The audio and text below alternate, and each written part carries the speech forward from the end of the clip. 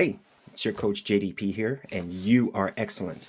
Today I have a very special guest on Get to Know an Executive. The purpose of this conversation is going to be to unveil or uncover for you, my viewers, um, an executive. People that normally underestimated people from under-resourced zip codes don't necessarily have access to on a day-to-day basis. Let's get to know the person behind the title and what they're thinking as an executive. Let's learn a little bit about her journey and what got her to where she is today, and how you might be able to leverage this in your own career trajectory. Again, this is going to be a free-flowing conversation with Aimee.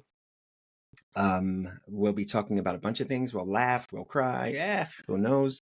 But Thanks. really, what the objective here is to get to know an executive. So Aimee, thank you so much for joining me today. This is so exciting. Thank you for having me. I mean, like, honestly, I think we've had so many conversations. And so to have this in a way that we open up our conversations to others is really a privilege. And you can ask me to do anything. And I'm like, yes, JDP, just tell me when and where I need to be there. You have my full and unguarded support here for it. You're too kind. Aimee is a superhuman being. She and I have worked together on a couple of occasions, and at a couple of companies. So, Aimee, first things first. For my viewers who don't know you, tell us a little bit about yourself. Oh, that's always the hardest question, right? I think it's there's certainly the professional Aimee and then the personal Aimee. The beauty of my journey is that those two things are so much closer together today than they used to be. I used to really maintain two things. So I think what I'll start with is, like, first and foremost, I am a mom of three teenage boys. They are the center of my universe, and helping to put um, good men into the world feels like a really, really important thing at this moment in history. I could spend a lot of time on that if you let me. I live with my family on the East Coast. We'd love to spend time on the water. We love to spend time with family.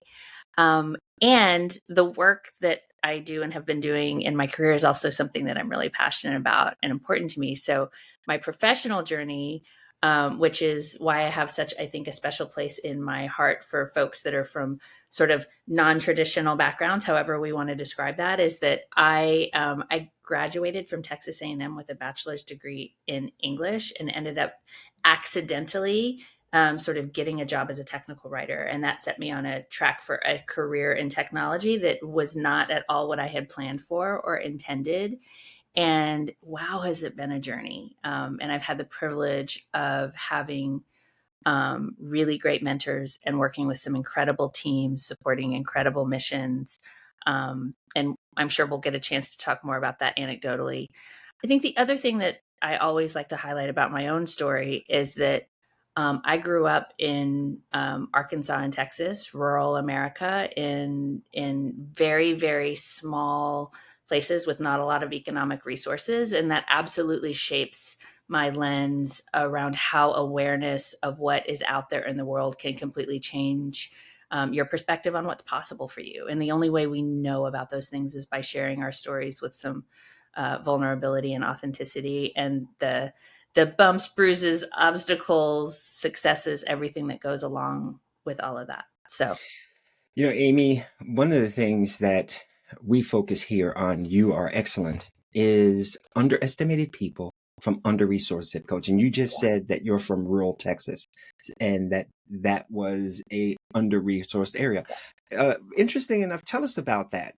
yeah, so I'm going to actually say the underestimated part was actually the 10 years that I spent in rural Arkansas. Arkansas, sorry. Arkansas. And when I was 13, I moved to Texas, Right. To the Dallas Metroplex area. For those, shout out to my Texas folks, where and I would actually have to go back and do the resource, but where there were so many more resources, a different education, and I had some pretty unique things that happened because I made that move, that sort of opened up what I thought was possible in the world. and again, there's so much beautiful and lovely about rural America. Like there are really, really wonderful things, and there are limited resources, and often a lot of real scarcity. Not just, we talk a lot about scarcity mindset, real scarcity of resources, access, and opportunity, and particularly in our education systems. So, Aimee, as you were growing up in that environment, did you have access to an executive, or what was your introduction to that whole executive? So I wouldn't. I mean, my first exposure to an executive was my grandmother. Right, she was the executive of her household, and she curated her life beautifully and introduced me to things that I wouldn't have been introduced to otherwise. And that is everything from reading to music to theater, things that in a normal day to day I would not have had exposure to. And so again, that was sort of my line of sight, as it were, to the world is bigger than just this day to day experience that I'm living in. Wow, grandma.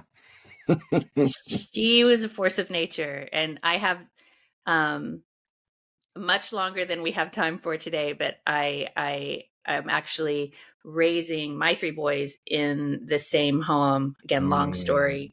Um, that she lived in for almost 50 years, and so Wow. her presence is literally like on those days I'm like, I pull on that That's that, strength that she carried with her, without a doubt. that's awesome. The theme of today's episode is get to know an executive. Yeah. And it's really important for me to have people that normally from underestimated people from under-resourced zip codes wouldn't necessarily have access to. Yeah. So, Aimee, what was your journey, your professional journey? Where'd you start, and how did you get to where you are today? Yeah. So I talked a little bit earlier. Writing has always been a passion for me, and a lot of that was creative writing. My degree in college actually was in English, with a focus on women's literature. But the craft of writing is such a um, expansive medium that I was able to pursue an opportunity as a technical writer. And so that first sort of real job, because I had other jobs, I waited tables, which also, by the way, I still think waiting tables gave me more skill building that I needed as ultimately as an executive leader than anything else. Just as a side note. So all of the folks out there that are in customer facing roles, you are building incredible skills in those roles that are absolutely transferable. So I'll spend some time on that later. Um, but as a technical writer, I was working with a Microsoft solutions provider back in the day and translating what was being built by the developers and technologists from a systems perspective into manuals and for my really, really, those of us on the older end of the spectrum, developing RoboHelp, which used to be a thing. Now it's all built in, but it used to be a whole separate thing, which was an HTML-based help system, to help users understand how to use the systems that they were in. And so the skill that I learned there was a lot of translation of something that was really technically complex into accessible languages, so that someone who wasn't a technologist could actually use the things in the way that they were intended to. Very quickly transitioned from technical writer to project manager, from project manager to program manager. And that was all around some of what I think are my innate natural skills, which are communication, organization. I think about it as being the glue in between all of the pieces. I was able to look at a landscape, and I still do. This is my favorite thing to do. It's like put a puzzle together, see all of the pieces, and see what the connections are between those pieces in order to accomplish whatever the goal is. And so I moved into that project management, program management, and then in my in the earlier part of my career, probably about at like 5 to 7 years of experience, had my first real opportunity because of a change in the organization that I was in to step into my first sort of director level role. So not just managing teams on a day-to-day basis, but actually stepping into a director role where I had to understand how the work my team was doing fit into the overall business. And that required me to think about building relationships in different ways and understanding the business value different ways. So moved into that role. And then I was in another, this was all in the federal sector. And I had incredible mentors that constantly gave me feedback about what was going well and what wasn't going well, and I had to be receptive to that feedback in order to realize that growth. And there were some like really hard, painful, embarrassing, stressful lessons learned in that mix. Not, I think everyone has those. We often think that path is a straight line. It's like, oh, I do this and then I do. It's not. There's a lot of frustration and self doubt and things that go along there. But I ultimately had a mentor who I think saw potential in me that I didn't see. I wasn't ever seeking that title. I didn't consider myself ambitious. Like I wasn't like, oh, I want to be the CEO. That was never, I was like, I just want to like work with great people, do great work, feel good about the things that I do every day. And I had a mentor who saw that potential in me and promoted me to my first C-level role as COO of an agile software development firm. And So, Aimee, wow, yeah, right? it's Awesome. a whole lot of detail under there. But yeah. But you know, for my viewers, Yeah. you had talked about writing and how that was important to you, and Yeah. you also talked about your career progression as not being nonlinear, and that you had setbacks and everything else. So let Yeah. me Of just course. ask you a couple of questions in and around what you just talked about. Yeah. What would you say are some of the core habits that carried you through your collegiate experience and then that entry into the workforce? What were some of your Yeah. habits, and do you keep those today? Yeah. I think that there is, in my early career, I would say the habits that supported me the most were making sure that I maintained a self-awareness through journaling. I was constantly sort of writing down, taking notes, committing things to memory. So number one would be journaling. Yeah. Is that an everyday thing? Was that once a week thing for you? In my early career, I think it was every day. Mm. I was very meticulous about writing out my sort of, these are all the things that I need to get done, my prioritization. I needed that structure. And when you're working through sort of tactical things on a day-to-day basis, you have to sort of constantly shifting, prioritizing things are moving. And so I think I probably still have a stack of journals somewhere from my early career that you sort of see that method. That method didn't serve me in the same way as I moved into other things, but that I still have an adapted version of that. Now I have a daily playlist. And I have a whiteboard in my office, and on one side is my daily playlist, and on the other side is my it's not quite a QBR, but it's like my vision board for the year that says these are my big things that are my priorities that I care about, that I want to get done, and I usually do a refresh once a quarter So, where I go through Aimee, and go, what did I do? you threw out a term there for those who don't know Oh, a QBR. What's a sorry. QBR? No, Thank that's you. okay. It's a This is why quarter. we're here. Yeah, it's a quarterly business review. Quarterly business review. And what's that? So a quarterly business review is sort of about taking that step back from all of the frenetic activity of day to day and saying, at the beginning of this quarter, these are the things that I said I wanted to accomplish or do or undertake. And for me, that's personal and professional, right? It is, Mhm. I don't limit it to just the work. And at the end of the quarter, taking a look and going, okay, what actually happened? Did I actually do those things? Did I not? If I didn't, why? Or did they end up not being the same priority as I thought? But it's just that moment of stepping back and reflecting takes a lot of sort of self-compassion and grace and flexibility. I try not to be super rigid because you can very quickly go down the, oh, I didn't do that and I didn't do that and I didn't do that. But, I think it is about sort of just understanding that you will accomplish more with some of that intentionality. And it has that same function in the business world. Mm, Most organizations, especially as they get bigger, do some kind of an annual planning cycle that says, this mm. is our vision, this is where we want to go, this is how we're going to measure, these are the goals we're going to set, this is how we're going to measure the goals, and this is the cadence, usually quarterly, that we're going to look at that to see how we're doing and make adjustments. So if we aren't getting to where we wanted to, we think about what do we change so that we can get closer to those goals. So you talked about in your journey when you started out is the journaling, and trust me, I am an advocate of journaling because Yeah. I have a truckload of these notebooks and I write everything. Yep. And the pages, you can trust the pages to keep your secrets so long as you keep them guarded. Yeah. Just a tip. Yeah. Um, and then as you progressed, you found that journaling was great for the tactical, right? The everyday, because Yeah.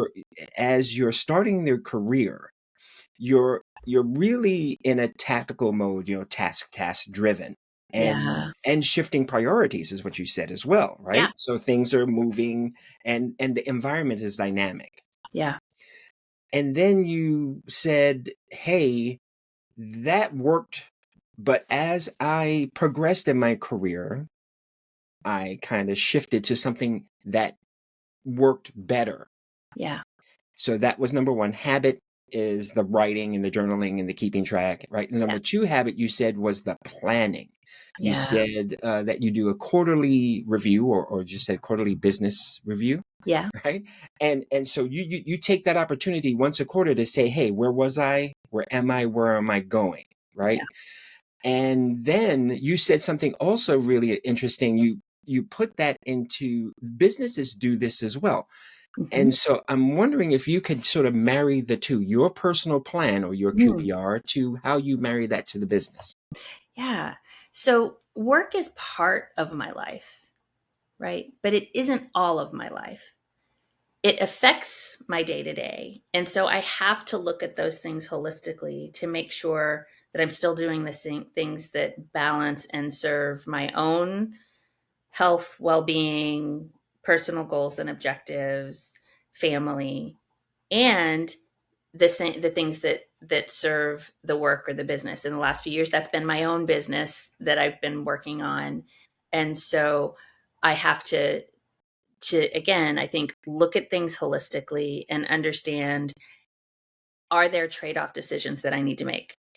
There may be quarters that are really, really busy and demanding, and that may require me to make a different set of preparations to support the needs of the family. If I'm traveling a lot, if I know I have that coming up this quarter, I think I'm going to be traveling 8 weeks out of the next 12 in some way, shape, or form. Not the whole week, but that means that I have to communicate with my partner and my kids and be like, okay, how does everybody lean in and around this?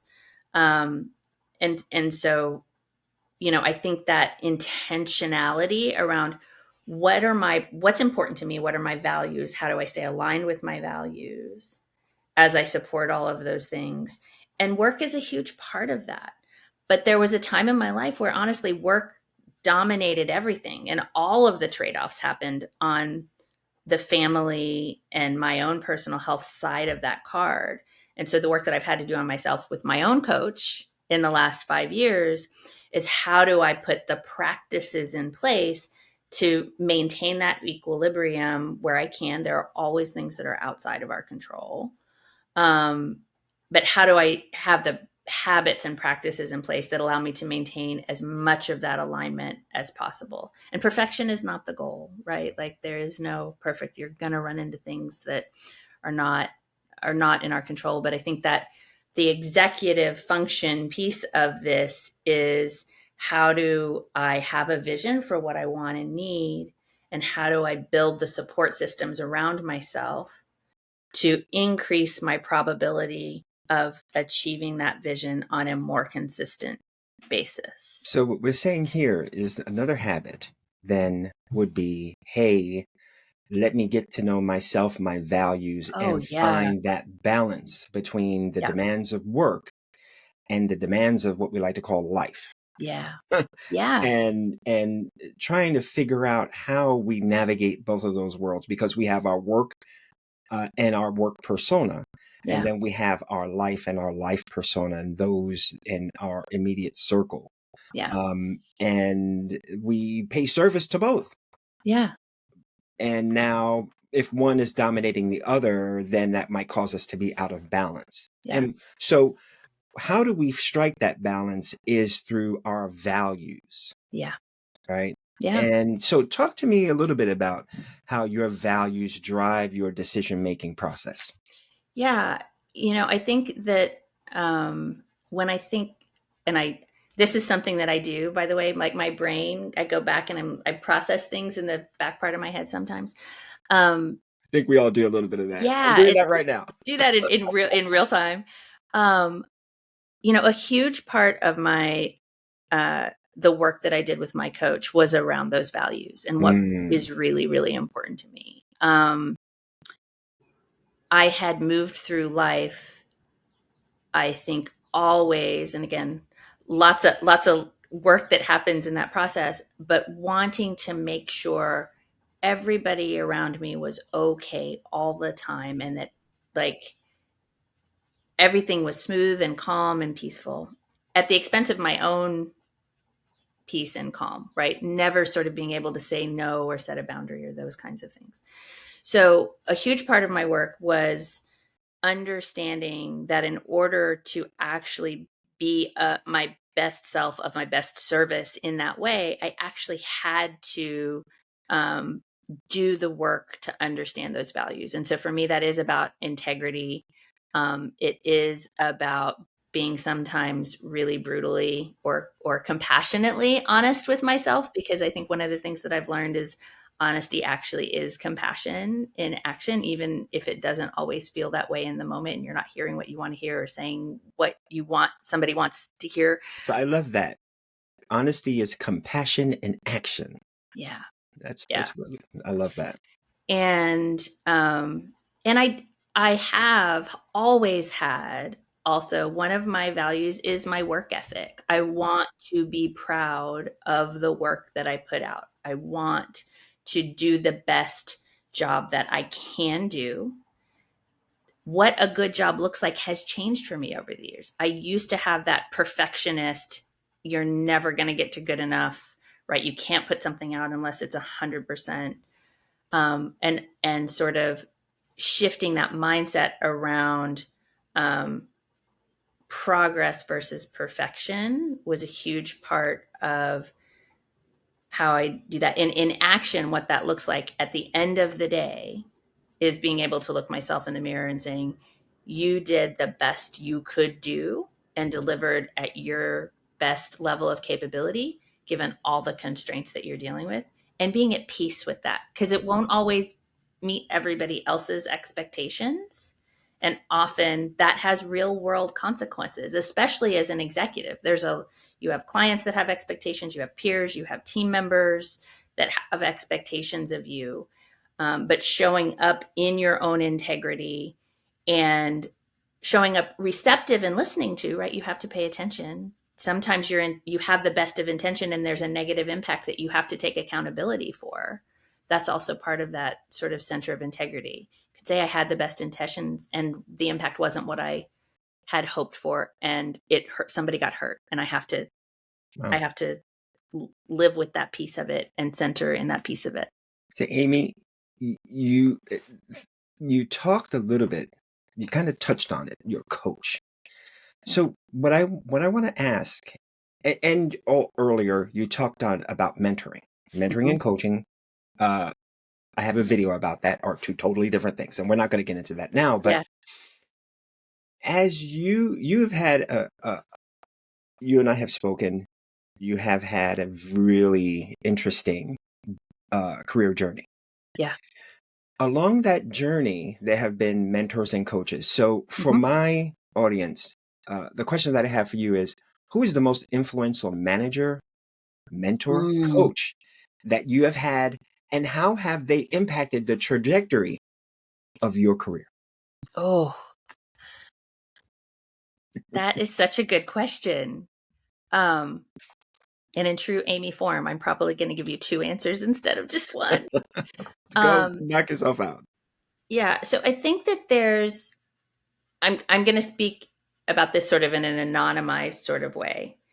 There have been leaders that I have worked with who have shown me what not to do, right? Who I've Hold on, hold learned, on, hold on. You've had leaders that have showed you what yeah, not to do, not what to do, but what not to do. Oh no, we have to dive into yeah, that. yeah. So I just again, I've worked in settings that have been um I would say very male dominated fields. Often I was the only woman in the room. Um and again, I don't want to dive too deeply into that stuff, but there you're like, please just dive right in. Well, what I will say is I worked with leaders who communicated with me or didn't communicate with me or set expectations with me in a way that didn't make me feel seen or valued or heard or respected or appreciated or understood. And that was that happened has happened throughout my career. Like I don't want to like it's not a one just one person at one time, but the way that informed my own growth is I don't ever want to make someone who works on my team, in my team, around my team, a client, feel the way that individual or individual's behavior made me feel in that moment. You will never see me show up this way because the damage that is done to people by showing up that way is so substantial. And at points in my life, it was debilitating, paralyzing, because you start to question your own ability to do whatever the thing is. And if you have a very active internal narrative, like I do, you can start to play a script of that person's view of me in this moment is the whole story. Mm. And So, that's so, really, really damaging. so And what so, happens in your mind then when you have that yeah, sort of negative or we can even call traumatic experience yeah, is that builds a story, that voice in your head begins to spiral down into a dark place yeah, where now you are believing yes, that you are less than, you're not worthy. yeah, And I want to sort of talk a little bit about this yeah. because as we get to know an executive, we're finding that, you know, they're human. They have trauma, Oh, the yeah, same as us. yeah. Um, and as a woman in the workplace and Yeah. being the only in the room, when you look at that, have you actually in these instances experienced imposter syndrome? And how did you kind of work your way outside of that if you did? Oh, without a doubt. I think there's sort of two things, and I'm gonna actually tie back to sort of the coaching piece of this. Um, Absolutely, I had narratives of in my head of I'm not this, I'm not that, I don't do this, I don't do that. That's not me. I hate doing this. All of those things, right? And all around, like at the end of the day, comfort, self-protection, fear of failure, all of the things that are wrapped up in that. Um, and in working with my coach, a lot of it was reframing, which we talk a lot about, I think, reframing that narrative to something that can serve you in a way um, that allows you to move through those experiences and those moments of imposter syndrome. There was a great podcast I listened to last year sometime that talked about, as opposed to when you feel that imposter, just say, I'm a beginner, I'm learning something new, it's uncomfortable, I right? am a beginner. I'm I'm learning not something new. expected to know all of those things. It's And called so that giving yourself a growth little. learning mindset becomes a really, really important part of that process. And, my coach, who I owe so much to in terms of um, helping me do that really hard work on myself and that exploration of the whys behind all of those things. I'll give you a really practical example. Um, I I get so nervous. I was nervous to do this today, right? I like 5 years ago. I'm like, I hate public speaking. That was I hate it. I hate being on stage, and I would do it all the time because it was part of my job. And people would come up and they would be like, "You were so great." I'm like, who are you talking about? Because I knew what was happening inside of my body when I was in those moments. And the reframing for me on that narrative ended up being around, I'm nervous because I care so deeply that I want to give the appropriate amount of heart and respect and appreciation to being allowed the space to use my voice in those ways. And it's still really hard, right? Like, it doesn't make it necessarily any easier, but the work on yourself allows you to be aware of what those habits are, and then think about how do you manage through those things, because that's how we grow. Say, Aimee, so tell us a little bit about that first time, right, that you were invited to that C-suite meeting, that boardroom, and Yeah. what was your approach? What was your thinking going in, and what did you take away? Yeah. I mean, I think without a doubt, I don't know that I ever felt like, oh, I belong in this room. I should be here.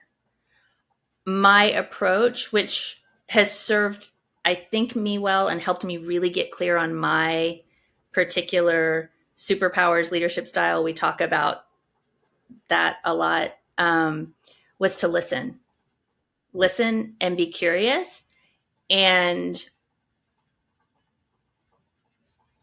be thoughtful and intentional when I chose to use my voice. For me, that process meant knowing and paying attention to who are the other human beings around this table. What roles are they in? What did they care about? How do they communicate? How do they work best?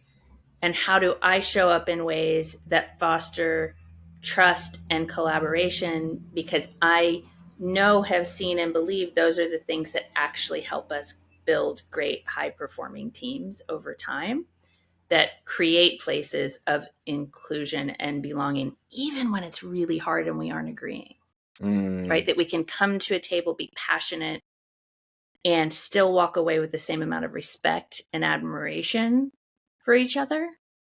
So I think that had been my mode of engagement with my teams, and I moved that along with me into those executive settings.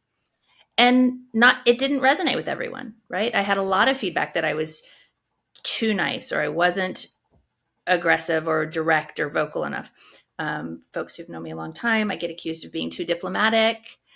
And that's something that I think is actually really valuable. For me, diplomacy is about collaboration to get to the best possible outcome, versus needing to tear others around you down in ways that are not respectful.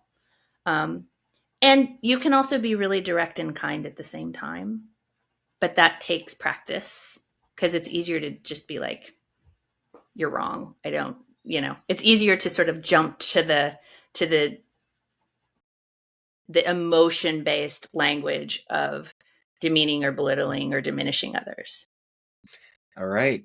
This is perfect, because we're going to turn the table a little bit from getting to know you to getting to know what you think as you, the executive, are sitting on your side of the table, Yeah. and me as the non-executive sitting in mine. So Yeah.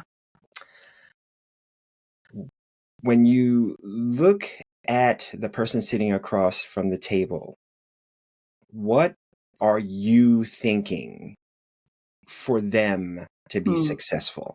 Mm. This is one of those things where, again, I'll give two answers, because I do think my approach as an executive is pretty unique. And that's not to say there aren't a lot of other folks in my community of executives that I think hold these things, but um, we still live in a system of top-down hierarchies and power structures, period. Most organizations are based upon that. And so often the advice that I would give is get to know as much about the executive that you're working with and understand as much about what's important to them. If you're sitting across from me, my first place is going to be curiosity. It's going to be wanting to get to know you as a person. What's your story? Where are you in your journey? How do you view yourself in this position today? What's hard? What are the obstacles that you're facing? Um, what are the things that are going well that you feel really strong on that you can build upon? Again, this can be in any level of the organization. Um, I think the thing that I would give really, really advice to anyone is to be prepared to answer those kinds of questions, right? Come to the table if you're working with an executive, knowing what's important to you, how you work best, and with the curiosity about the same thing for that executive, because you're more likely to create that connection, trust, transparency, and a good dialogue if you have that whole picture. Um, What you're I think saying that's is, yeah, what you're saying is, look, um, don't fear the player, right? no, And what that means is be equipped, be prepared, be prepared. right? Um, and do your due diligence, do your work ahead of time. If I'm Yeah, meeting with an executive, I don't want to go in cold. no, That's the worst thing, because then a lot of stuff is going to build on internally, and those little voices in your head are going to be set to 11, and you'll freeze, and it won't be a good outcome. yeah, But if I go in prepared yeah, in my subject matter, what's kind of expected, in my authenticity, yeah, in my sharing, and my groundedness, and my story, yeah, and I do the work to get to know who it is I'm talking to, it kind of greases the skids via curiosity. it does. Mm, Curiosity is so, so important. Curiosity and connection. mm. Um, Curiosity and connection. One common thread with someone shifts the tone of any conversation. And that's, by the way, that's not disingenuous. I'm like genuine curiosity, right? Like actually saying this is important to me. And some of that, I mean, we live in a day and age now where you can go out and look somebody up on LinkedIn and you have a pretty good picture of a significant portion of their life story. And finding that, oh, I didn't know. Sometimes it's someone will show up on a call and be like, hey, you went to A&M. I did too. Or sometimes it's, hey, I noticed that one of the roles that you've fulfilled is a role that I did early in my career. What was your experience? Just those little places to build common ground helps us start to seed the trust that longer term relationships are built on. And when we look at this, get to know the executive, Yeah. which is key, which is what this episode is titled. Yeah. We're looking at the executive, we're doing our LinkedIn, we're doing our due diligence, we're doing everything else. Is this just for the non-executive early career person, or is this where does this strategy fit? Oh, to me, this is a universal, lifelong. You talked about practices earlier. This is a habit. Um, it to me, the first gesture of respect is having enough curiosity to know who I'm talking to. And again, you can't know the whole story. None of us can, but you can show the respect of having taken the time and the interest to understand enough that you have a foundation to build from. And so to me, it's actually one of the things that, when I'm talking to leadership, it is that, let's talk hiring processes, because like the job market right now is a whole thing. If you're a hiring manager, or if you're a candidate, taking the time to know who you're talking to before that conversation is a completely different type of engagement than the stories that we've heard of someone showing up and sometimes not even having the right resume for the person. Now, that's a function of how the business is running, how the organization, how they're like, we could do a whole episode on that. But it really is a small investment of time for a high return to have that curiosity. Hey, Aimee, another question I want to ask you is, in your experience, you have found the levers of success. What would you say for the non-executive, whatever their goals are, whatever their journey might be, are some of those keys or levers to success and growth? Yeah. Certainly, you have to start with some acknowledgement of the systems that we live in. So there are always things that will be outside of our control and ability to influence, but we can be aware of them and understand how they affect or impact our particular journey. I think the first lever is no one will invest or care as much about your success as you will. Invest in yourself. Invest in the self-work to know and understand what's important, meaningful. What do you want to do? What do you value?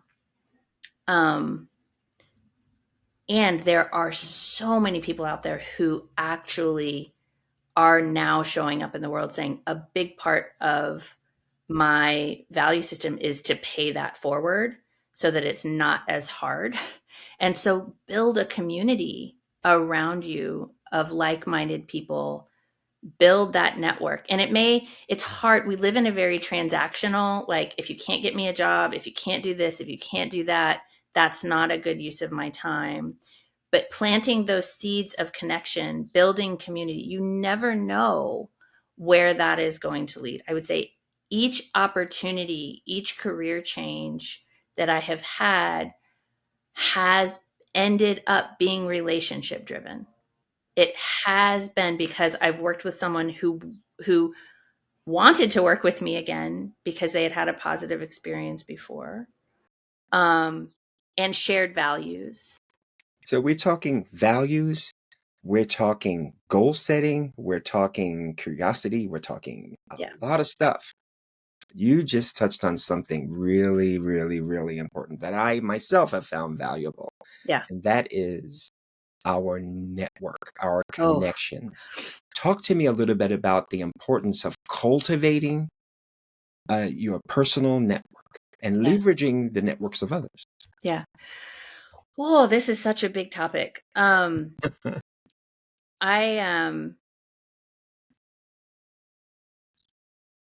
My key to networking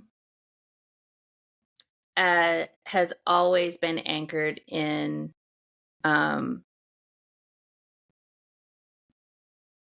giving of my time in ways that didn't expect anything back. Giving of my time in ways where there was not expectation of return. Just for the sake of the connection. So if someone asks for 30 minutes with me, I'm like, yeah, let's get a call. How can I help? I may not be able to do anything immediately, but I can share my experience. And if there's someone in my network that's aligned with something you're trying to do, I will do that. That didn't always come easily. Like, I still am super uncomfortable in a room of new people. I walk in and I'm like, I want to find somebody I know and like be in that. So the cold calling thing, that was not ever going to be my thing. But I think that the importance of networking for me has actually been around building connection and building a community around me that I know shared, again, we'll sort of tie it back to values, in the spaces that we work in that are social impact. I think it is really around how do we strengthen and make people feel less alone when we're trying to do this work. And how do we learn? Like, one piece that gets lost so much in the networking is like, oh, I want to connect because I want the deal, or I want the lead into the job. Networking is as much about expanding our perspective through having conversations with people who've had different experiences than ourselves. It's part of our ongoing always be learning. One of my taglines is we are all works in progress. None of us knows it all. And the way that we continue to grow is by exposing ourselves to new ideas, new experiences, new people. And that resonates. So you said a number of different things here. Obviously, the network is like a garden. Cultivate it. Yeah. Be intentional. Serve rather than expecting return, because the returns will be returned eventually. Yeah. Because service magnifies your impact. Yeah. We talked about a whole bunch of stuff, Aimee. And so I want to thank you. How are you doing with this? I am good. It's there are really hard days, right? If anybody tells you like I'm good all the time, there are folks I've never had a bad day in my life. I'm like, Okay, so Aimee, we're going to bring you to the lightning round. We have a questionnaire that we fashioned. All right. And these questions will help to uncover who you are. Okay. Are you ready to take the Get to Know an Executive questionnaire? I'm ready. Okay, first question. Favorite sport? Oh, I don't know that I have. I'm not really a sports person. I watch football more than anything just because we have family Sundays during football season because my husband's a huge Ravens fan. Okay, so football. Next question. Cats or dogs? Oh, cats. And my husband's deathly allergic, so we have dogs. And I also love my dogs. And lizards. Can I say lizards instead of? Oh my God, you have that Komodo dragon, a bearded crazy dragon and a leopard reptile. Gecko, Oh, yeah. Okay, so cats, dogs, or reptiles. Or reptiles. And we respect our reptile Americans. Yes, we do. Next question. Mountain or beach? Definitely beach. Okay. Next You've question. seen my challenge hiking up the mountain. Team building at its best. Favorite artist, regardless of medium, genre, whatever. Oh, Maya Angelou. Maya Angelou. Okay. Still I Rise. Yeah. Okay, and finally, favorite food or cuisine? Oh, this is such an this is for those who don't know Aimee. This is going to be a tough one. Oh, I so many things that I could say here. My go-to, I think, is still Italian. An incredible lasagna and a good focaccia are like chef's kiss. So Aimee, thank you so much. Do you have any, for my audience, the underestimated from under-resourced zip codes, do you have any final parting words for them? Yeah. Chart your own course. Only you can define what success looks like for you. The world will tell you all kinds of things that are successful, but you have to define that for yourself before I think you can actually achieve it. And with that, Aimee, thank you so much for joining me today. Thank you. Get to Know an Executive. We really appreciate you, and thank you so much. I appreciate you. I appreciate you more. Yeah, we could argue about that for a long time. All right, guys, this is your coach JDP with Aimee Cubbage on Get to Know an Executive. I'll be sharing Aimee's socials and how she can be found on the interwebs. So stay tuned for that. That'll be in the comments. This is your coach JDP, and you are excellent. We'll see you next time. Thank you. Bye, Thank Aimee. you. Bye.